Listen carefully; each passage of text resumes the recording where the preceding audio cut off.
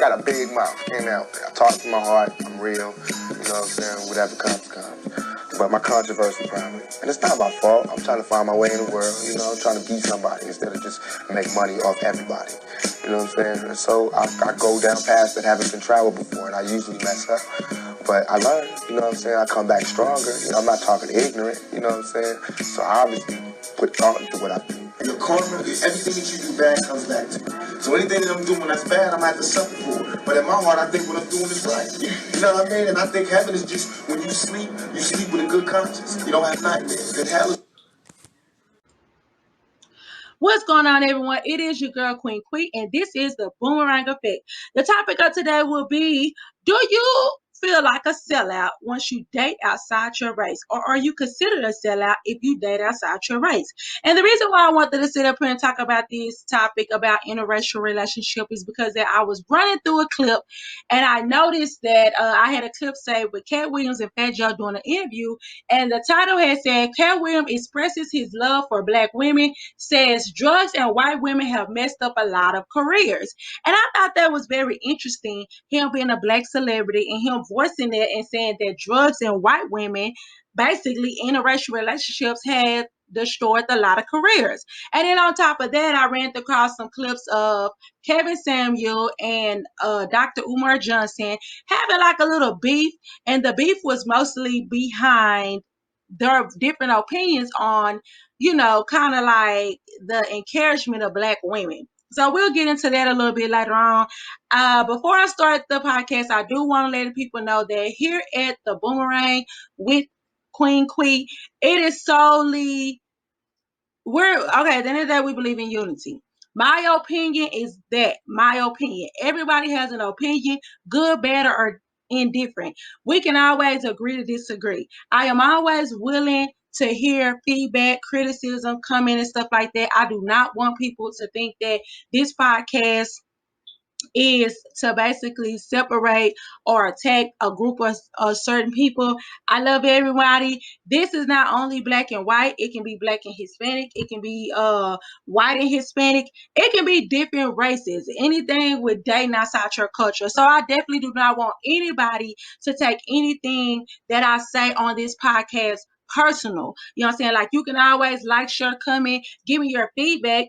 I would love to hear it. Educate me. If you don't even feel like it's an education, you just want to voice your opinion, please do that. That is what this podcast is for us to give our different opinion. So I just wanted to give that little public service announcement because I definitely do not want nobody to take it personal, like it's a slug or attack towards interracial relationships.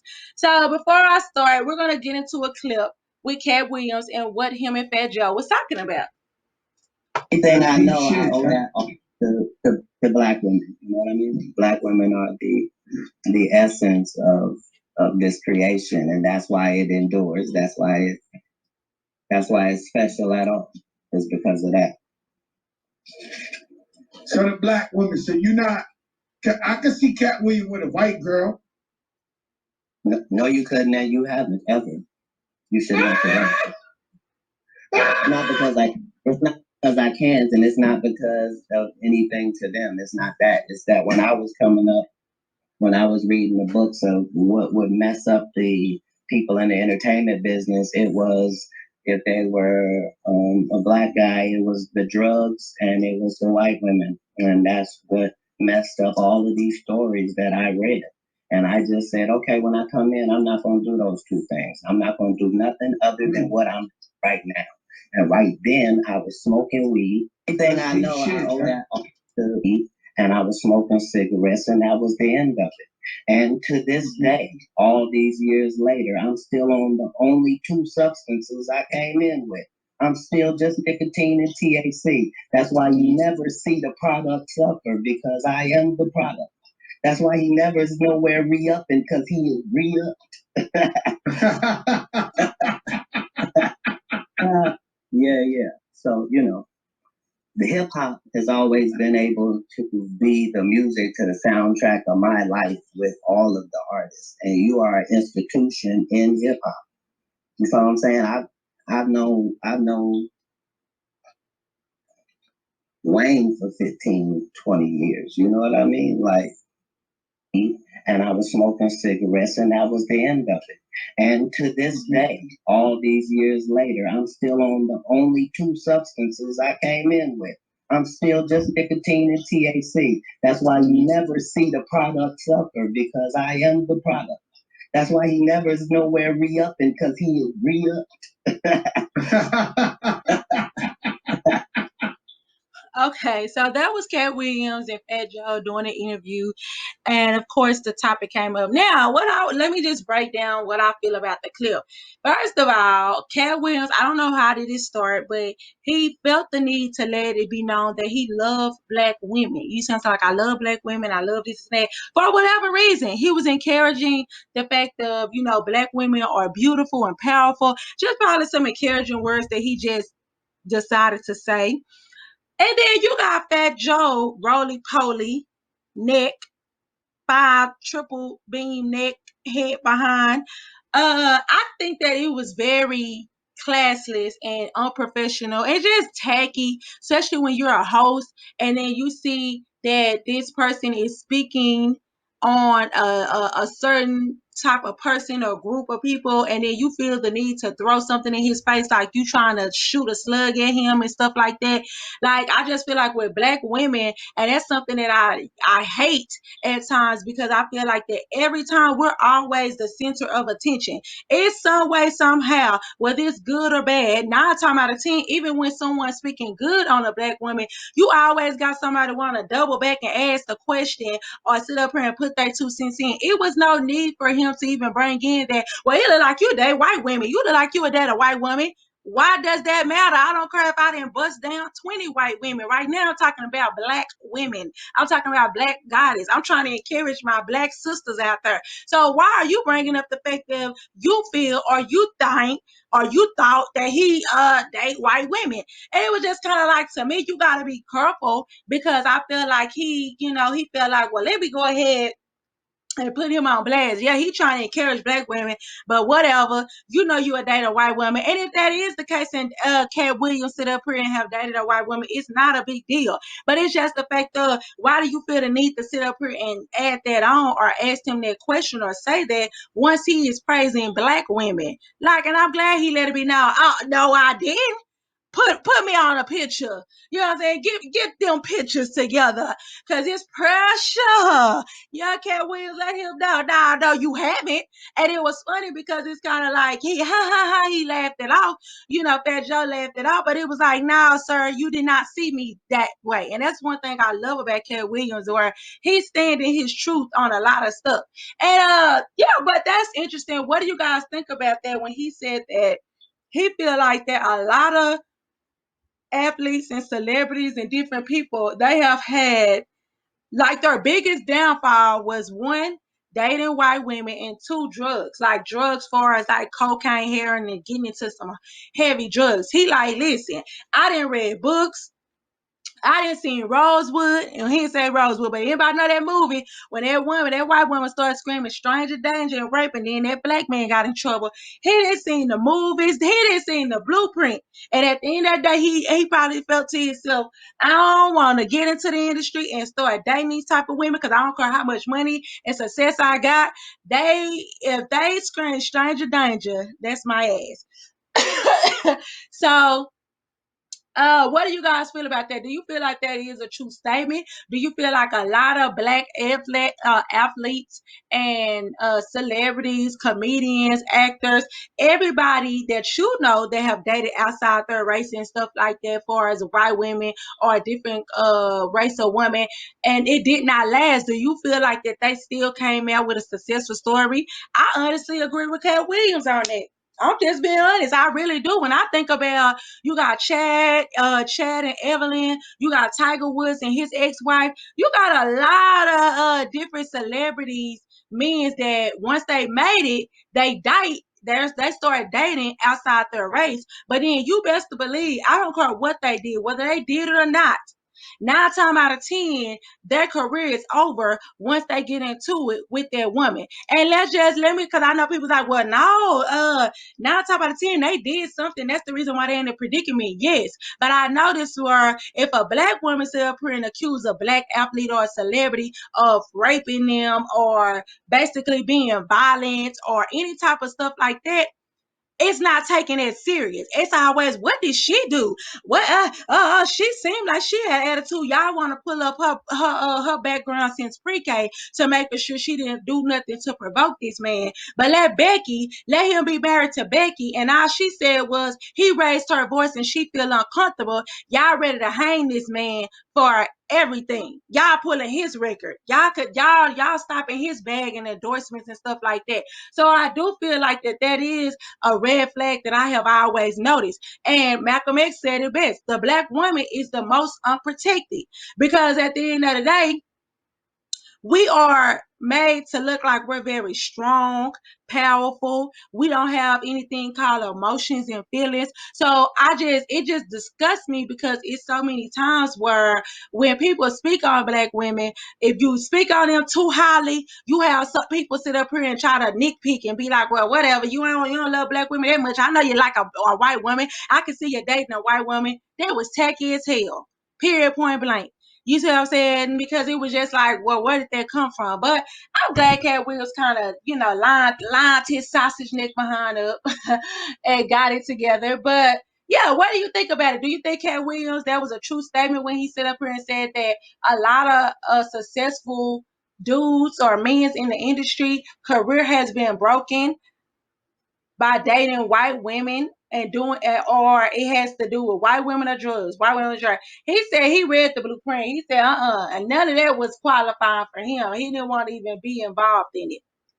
So, okay, we have that subject. And then the next thing I wanted to talk about was Dr. Umar Johnson and Kevin Samuels and their beliefs on the situation. Now, this doesn't have anything to do with that clip that Cat Williams was talking about, but it was more so about Kevin Williams and Dr. Umar Johnson. Anybody that knows them knows that they're very opinionated. They're gonna tell it like it is. They do not hold back. They are very outspoken. It's kind of like you definitely have to come with the resources because they is not to be played with on anything. And I can say both. I love Dr. Umar Johnson. I have listened to not only his clips on interracial relationship, also on different type of subjects. So everybody know Dr. Umar Johnson is pro-black. And then you have Kevin Samuel that has been a viral sensation for a couple of he has been a viral sensation for a couple of probably months or whatever. And everybody know that Kevin Samuels is the type of person that he's going to tell you how you feel. He's going to let it be known like you this, you that. Like, okay, how many kids you got? What's your height? Okay, you're too fat. You know what I'm saying? You got 2-3 kids, you ain't going to get married. So it's kind of like let the men tell it that he says what they're thinking. So, let's get into it. Let's get into Dr. Umar talking about interracial relationship on The Breakfast Club. Let's see what he had to say. Question, Dr. Umar. Are you totally against interracial relationships? I am totally against it, and I want to make sure you understand why. It's not because... Cut it out, Envy.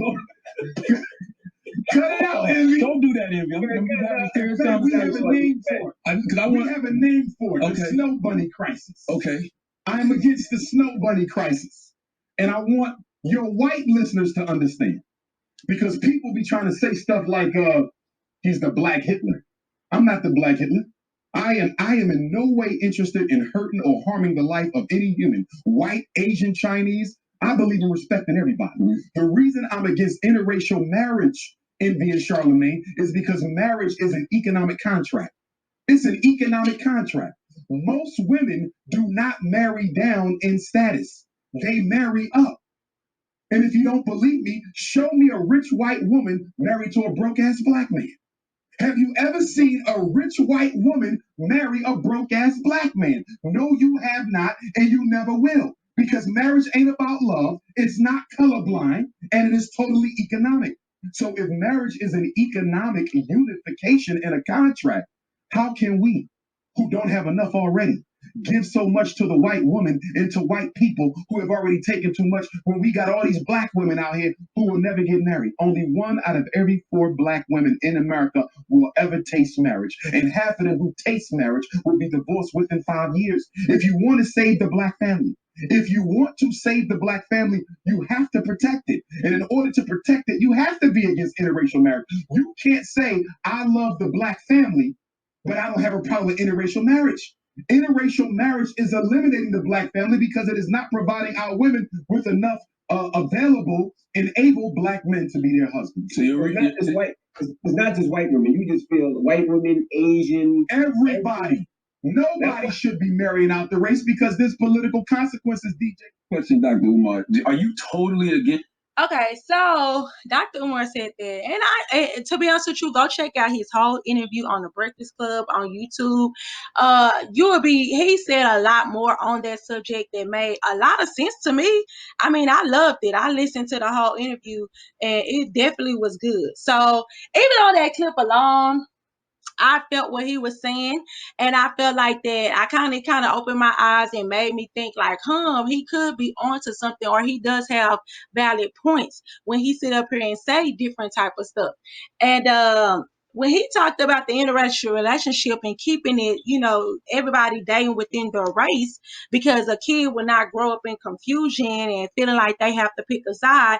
I always wonder that, because when you date outside your race, different people in different races are basically built, and they are what should I call it? They grow up in a different type of environment. I'm not saying all black people grow up in poverty and all white people grow up in like rich neighborhoods, tablespoon type of theory.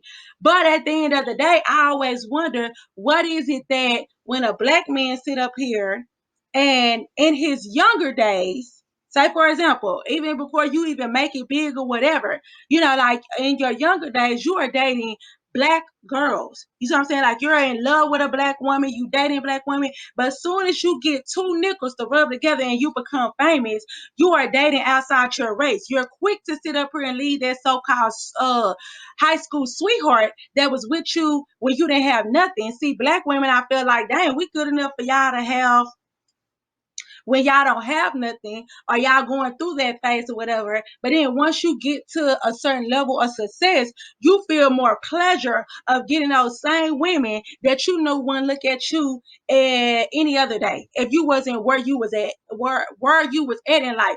And I used to be thinking like, dang, is it like a control thing? Do they just want to say that it's like a power thing? Like, yeah, I know you don't want me, you probably would never date me, but now I have the power, I have the money, I have the cars, I have what you want, so you finna kiss me at my feet.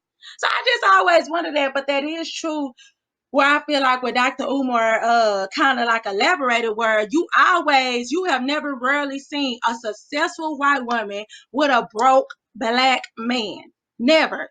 Now, we ain't talking about, little Becky around the corner that, that all her life she want to act like she Eminem and stuff like that. We're talking about, honestly, a successful white woman with a broke black man, or even a black man that probably does not, or that is probably not on the same level when it comes down to credential or like career and stuff like that.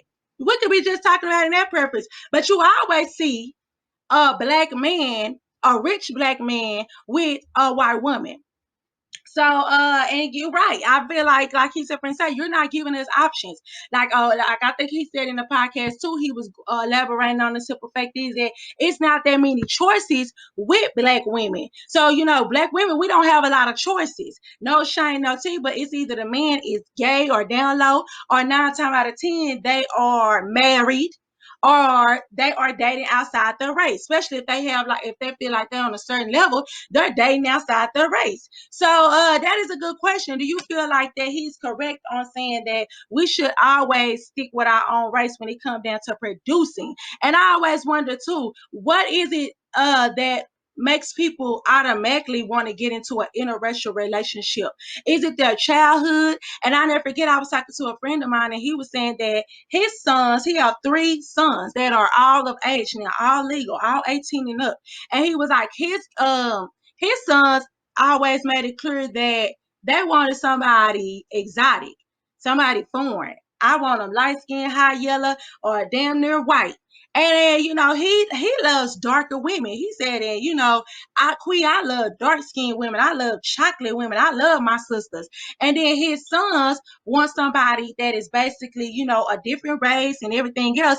And then he said he asked his sons one day and they said that, they felt like they talk too much. Like we're too dominated. Black women are too dominated. We tend to, vocal our opinions too much. We tend to be masculated, as far as we start to demasculate the man. So it's kind of like we have a thin line between leading and following. We're not as submissive of other races. And he said, and then you have to think about how they grew up. He was just like, even though me and their mom was together, but they're used to their mom, which was a dark-skinned woman, always walking around the house, mad, screaming, yelling, always in drama, always trying to go back and forth with people and stuff like that. So yes, if your son see that growing up, he gonna be like, I do not want that as a wife. I do not want to date that type of person once I grow up. Let's just keep it real. And that kind of made sense to me when he said that. But yeah, what's your thought about that situation? Because I know I had dated, before I move on to this other subject, I know that I had dated outside. I only been in one interracial relationship of my life. And I probably was in my late 20s, probably like 26, 27. So at this time, I was only dating black men. You know what I'm saying? Like only black dudes. And I never forget when I finally I dated this white dude, and I just felt on cloud nine because as we was getting to know each other, to me, he swept me off my feet. Like he honestly swept me off my feet. And a lot of stuff that he was doing and showing me and taking me places and we going out to eat and he's being this type of person. Hey, you need gas in your car, you want to do this? I was not used to that because I was always figured that when I started dating black men, I had to be so strong. I had to let them know I was an independent woman so they can sit up here and, feel like, okay, well, she got something going for herself. And I'm not trying to be funny. A lot of times when we date within our race, we're too much in competition with each other. Like you really do have some dudes out here acting like they a bad bitch. Like, what can you do for me? I got a car, I got a job. What you want from me? And then you be like, well, I got a car, I got a job. So it's like we're competing instead of us just going with the flow. Nobody want to be used. So therefore, we're consistently being combative towards each other and we're not letting our guards down. So when I started dating outside my race and I dated this white dude, a lot of stuff that he was doing, I wasn't used to because I felt like that was like he had an agenda. I remember, I'll never forget, he had gave me some money. And he was just like, here you go, hey, do you got some gas in your car?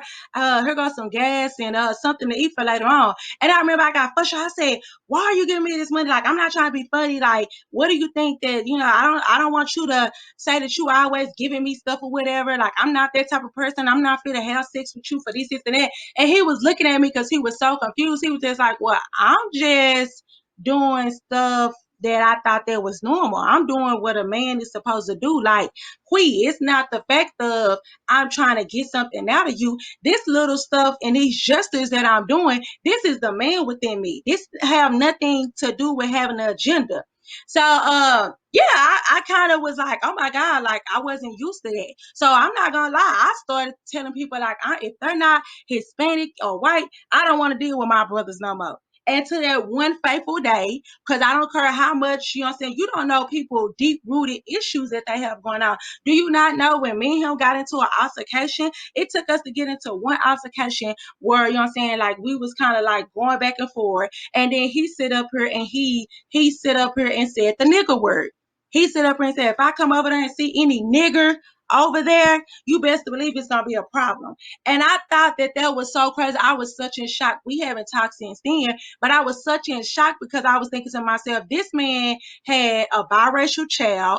Even before me, he was dating another a black woman. So it was kind of like once you get upset, you say that it better not be a nigger over there. And then on top of that, he was a full-blown Republican that did not believe in, he was pro Donald Trump, pro Bush, everybody. Yeah, build that wall, get that stuff going. And then you turn around and then you start cheating on me with a legal immigrant, a Hispanic lady.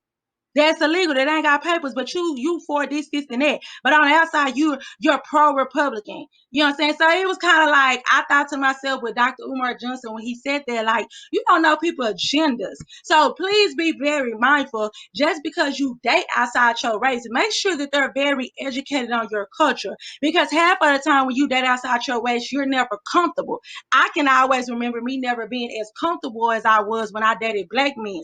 Because when we go out, we had people staring and looking at us. And I used to get so angry and want to be so sheltered and want to be behind closed doors so much with him, because I feel like, why people just don't understand we love each other. You know, like, why everybody looking at us crazy because you're white and I'm black. And I just feel like they were looking at us like we was some he the pimp, I'm the hoe. It got to be a reason. What's up? So it was like, you get those stirs and looks. And then that's another thing when you date outside your race. Make sure you're comfortable. Because I see a lot of white women when they date black men, when they get out in public and then they're around a lot of black women, sometimes it's the black man that feels uncomfortable when he see a lot of sisters. And then you got the white woman, I don't know what the black man then installed in her head that black women are crazy, jealous, and over-obsessed. So therefore she feels like everybody wants this dude. And now everybody's staring and they're uncomfortable. So be very mindful when you date outside your race that you're comfortable within your own skin. And you also know that your partner is educated. So let's get into Dr. Umar and Dr. Umar and Kevin Samuels going back and forth. Let's listen to the first clip. Women, I count about a dozen. I'm gonna call them the dirty dozen of division. The triple D, the dirty dozen of division. There's about 12 members of the dirty dozen of division, 12 beta males, YouTube life coaches, who are trying to build a platform by making black women feel bad. I don't like it. I can't appreciate black men trying to make a dollar off of making black women feel bad. And unfortunately, our black women, some of them are so thirsty for validation that they're participating in the attacks and slander against the black female community, and that's not acceptable. That's not acceptable. No black woman should ever subject herself. Even for black women, I count about a dozen. I'm gonna call them. Right. You mean Dr. Umar Johnson, the man who has 2 children, by 2 different women he never married? Dr. Umar Johnson, the guy that for the last 10 years has not built brick one of a school he's collected money from. Dr. Umar, hold on, man. Dr. Umar Johnson, the man who calls you queen, mother, goddess, and all this other kind of stuff. And again, for those who are keeping score, this is another woman who comes on and says, talk to us more like Umar. The Prince of Pan-African, Big Papa's in the house. Run my donations. I mean, shout out to Umar. I got no problem with the dude, but I think it's funny y'all keep coming over here asking everybody to talk like Umar. Queen Mother God, and Cocoa Butter, and Sea Moss Gold, and shit. Right. You mean Dr. Umar Johnson? Black women. All right, so that was both clips from Dr. Umar and Kevin Samuels when he had basically, replied back to the criticism where people were trying to compare those two. And we're going to break that down. But before I do, let me tell y'all, after that happened, Dr. Umar Johnson took to Instagram and said, Dr. Umar, you're trending on Twitter, but not for all the right reason. They literally took the clip when you addressed YouTubers and the sound bites, and now they're typing about a versus battle or a debate, shaking my head. These people are thrilled with empty entertainment. How do you stay so dedicated to black race/population when we have so many problems, mental, which is our most damaged, socially, economic, and definitely verbally, I am discouraged. Social media becomes more. I'm sorry, I'm looking at my handwriting. I'm sorry, it's that bad. They become more infatuated with drama. So, because of course I'm rolling into my next clip. So, if this end up taking me over to the next clip, you guys will hear it, part 2. So let me just break down the situation on that matter and what I feel about it. Now, I do feel like Dr. Umar was basically saying that at the end of the day, you know what I'm saying? Like, why are Black women going to, well, why do they feel the need to give validation through Black men? You have to be comfortable within your own skin. And I'm not gonna lie, we cannot blame Kevin Samuels for going in and giving his opinion. That's what I was just saying at the beginning of the show. Opinions is on opinion.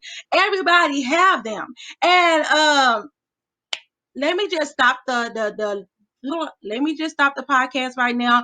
Please, you guys, part 2, it'll be rolling in. So just bear with me because, it's at a 30 mark. So stay tuned. Okay, you guys, sorry about that. We are going into part 2 because we was getting at the 30-minute mark. So that's the reason why I had to end the last streaming on the interracial relationship. But let's jump right back into it. We was talking about Dr. Umar and Kevin Samuels, basically their little beef, if you want to call it that. And what their opinions on both of the situation, as far as like encouraging and uplifting Black women. And both of them had good points. Now, no, I don't really like Kevin Samuels. I am biased when it comes down to Dr. Umar Johnson. And a lot of times people feel like people don't like Kevin Samuels because he tell it like it is. He's like the Martin Luther King and Malcolm X to Black men when it comes down to relationships, because they feel like that he says everything that they want to say. Or they just love to have that type of dude that actually come out and say how they're like basically protecting him, like, oh yeah, Kevin Samuels, he gonna tell it like it is. You as any man, they gonna be like, oh, they love Kevin Samuels. They're a groupie behind it, but we gonna let y'all have him. I totally am not upset about that situation. Now, Dr. Umar, I think that he was basically voicing his opinion to encourage Black women and let them know, like, at the end of the day, you're beautiful. You're wonderfully made. You see what I'm saying? Like, it's called self-esteem. Like, I don't understand why people find validation in going or getting an opinion of different people. People gonna like you when you're doing good. People gonna talk about you when you're doing bad. So do you. You see what I'm saying? Like, be the best that you can be. You know what I'm saying? And he just felt like that for a Black man to be raised by a Black woman and given birth by a Black woman, it's just a shame, because at the end of the day, you're making $1 off exploiting and disencouraging Black women. You're telling women that if they're married, if they're divorced, then therefore, you might as well don't be looking for a 6-figure dude. Don't be looking for an upgrade if you divorced and you got kids and this and that.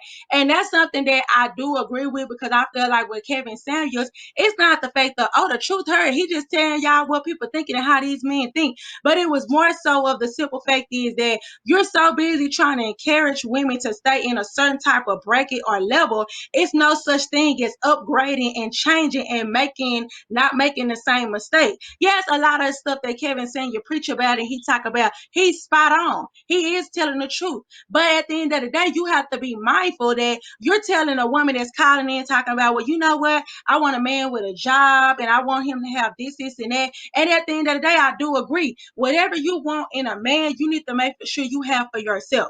Don't sit up here and expect this man to have a job, a place to stay in a car, and you don't have that. Don't expect him to make 6 figures and you're not making 6 figures. You need to be making for sure, like, hey, if he got this, I got that. I'm just being honest with you. It's a lot of wonderful dudes and successful men that even me, a mother with 3 kids, a single mother with 3 kids, and that is 31 years old, I have been basically had a lot of opportunity to date a certain type of dude that was at a way better level than I am, but I never did take it, not because I was intimidated. It was more so of, I have to get better within myself.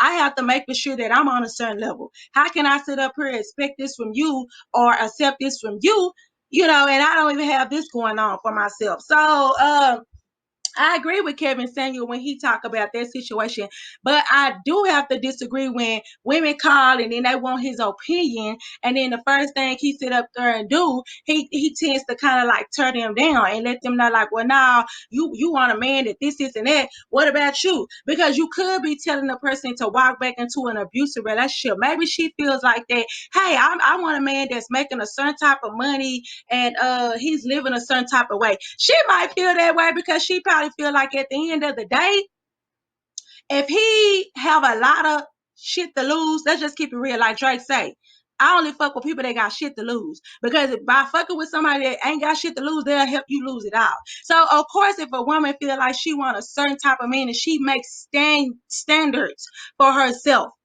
like, who is you to sit up here and tell her that, hey, that's too good for you. Like, hey, you need to maybe, keep messing around with Pookie Nam until you get to a certain level. Because you a 6, you look like you about a 6 or a 7. And I just think that's very tacky. So when Dr. Umar kind of looked into it, I'm pretty sure he probably was just feeling like, women, Black women of all, you already are made to be strong and powerful and emotionless at times. Like we are made to be just super women. So why are y'all calling into this show and this man is sitting up here telling you you're still not worthy enough? I don't care if you do got a good paying job and you got degrees and you got all this stuff going for yourself. You're still not good enough. So when he said that with about Kevin Samuels, I agree. I really want to know, what do you guys think about that? Do you feel like that? No, Kevin Samuel was spot on, or do you feel like Dr. Umar Johnson was spot on? With Kevin Samuels, I do have to play devil advocate because, like I say, I do agree with a lot of stuff that he say. It's more so of the delivery, and a lot of people was, saying that it spurred this beef between them two. Is because that he seen how on the show when it come down to a white woman or a different color woman, like a different race woman, he tends to be more polite. Hello, how are you doing? What is it that you want me to, what is it that you want? Like, he's more calmer and collect and more receiving. You see what I'm saying? His delivery is a little bit more better and normal. But when it come with a Black woman, you what? What? How tall are you? How many baby daddies you got? Where you work at? Oh, okay. Yeah, just what I thought. You're a 6, you're a 5. You ain't gonna. You might need to find. Oh, you're never gonna get a 6-figure man. You got too many kids. So it's like, what? But then Becky call in, yes, let me know. Now you Dr. Phil. Come on now, keep that same energy when it comes down to all the audience. So I don't feel like Dr. Umar was just solely picking on Kevin before, because of that. I feel like he was just saying in general. It was just a video on YouTube somebody posted, and they said it is very disturbing that somebody made a title and said, this is the reason why Black women are so ugly. Come on now. Like, it's just like Black women, we are always the center of attention. Don't no other race of women basically get humiliated, embarrassed, disencouraged more than a Black woman. It's like we don't even have to volunteer our service. I honestly do not care about interracial relationship. That's my honest opinion. So before somebody be feeling like, oh yeah, she got an issue, or this is that, I don't have a problem with a Black man dating outside his race. The problem begins when that Black man tends to sit over here and have something smart or try to sit up here and down Black women. Oh yeah, I like white women because they submissive. They know how to listen. They ain't got all these baby daddies and they ain't married and this and that. And it's kind of like, but you coming from a mama, a fat Black woman that stayed in a project all your life, and you got about that she got about 5 or 6 baby daddies. Make it make sense. But you love your mama. Can't nobody say nothing about your mama, or it's gonna be war. You ready to ride up behind your mama, but then you turn around and you grow up and you date outside your race, and you have the audacity to disrespect and group all Black women the same. It kills me when men sit up here and say that Black women are not submissive. That's the reason why they date outside their race. Give us something to be submissive about. I used to think that I was like, Lord, I don't want to be too headstrong where I can't listen to a man, or or I can't sit up here and basically follow after my husband. I know boyfriend, baby daddy type stuff. I'm talking about after my husband. I can't let him lead in peace. And then I thought to myself, like, no, I have never been in a situation where I was comfortable enough to let a man lead. As Black women, sometimes we all we got. We don't have no choice but to make a way out of no way. Come on now. Y'all can sit up here. Y'all send y'all own mamas and everybody else, aunties and different type of stuff. We have no choice. It's no such thing as no when it comes down to a Black woman. Whether she got kids or not. It's no such thing as no. We have to work 10 times harder. We have to go 10 times stronger. We gonna feed you. We gonna nurture you. We gonna be there for you in your darkest hours. We gonna still treat you like the king you are, even on your sick bed until the day you die. All we ask for is loyalty and respect, and to basically be there for us. But no, what y'all sit up here and do, and not all of them, because it's a lot of black men that love it. What y'all tend to sit up here and do is when y'all finally get to a certain level in life, y'all choose to sit up here and date outside y'all race because for some reason a black woman is not as attractive. Let the stories I didn't heard. Oh, they're not attractive or they're not too submissive. I'm over. I'm gonna go get the women that I knew I couldn't get. That's what makes y'all feel more powerful because y'all know a sister ain't gonna allow you to basically run them dry and basically talk to them and handle them any kind of way. And that's the type of woman that y'all should want. Y'all should want a woman that sit up here and stand in her truth. That means she'll go to war behind you or anybody else behind you. Let's just keep it real. That look how black women treat, look how we sit up here and treat our sons, brothers, uncles, daddies, husbands, boyfriends. Y'all already know we'll go to war behind a black man. We don't play behind a black man. We're going to stand 10 times down. Sometimes you got the black woman pushing over the dude, the black man, and letting it know, I can protect us if it come down to it. I'm standing 10 times hard. Now, Becky, soon as Becky sit up here and scream and yell, and soon as Becky sit up here and scream and yell, and she feel unsafe because you raised your voice. Soon as she call the police, I don't care how much money you got. I don't care what you got going on for yourself. A simple phone call or a word of mouth of her feeling uncomfortable, that's your whole career. Sometimes your whole life. But then who is y'all running back to? Your mamas, your black mamas, the black women that you feel like that know you within you and know their church truth. Come on now. Look at the biggest fruit that a black mother have for her son. Y'all know something. If you can't use, she can't use my comb, she can't come to my home. Some of y'all mama said that, some of y'all mama feel a fear of when y'all date interracial, and you be like, well, my mama prejudiced. But yeah, that is true. But at the end of that, she already know that soon as you get out of line, soon as you don't want to be with this white woman, that's your behind. Regardless of how I raised you and how I know how you is, it'll be your words against yours. And sad to say, most likely, if it's a black woman you dating, you might get a chance to hear your voice out. But if it's a white woman or you dating outside your race, you best to believe they're gonna be sitting up here taking that other person's side. So that's just how I feel. That's how I'm gonna feel. I left it all out on the podcast.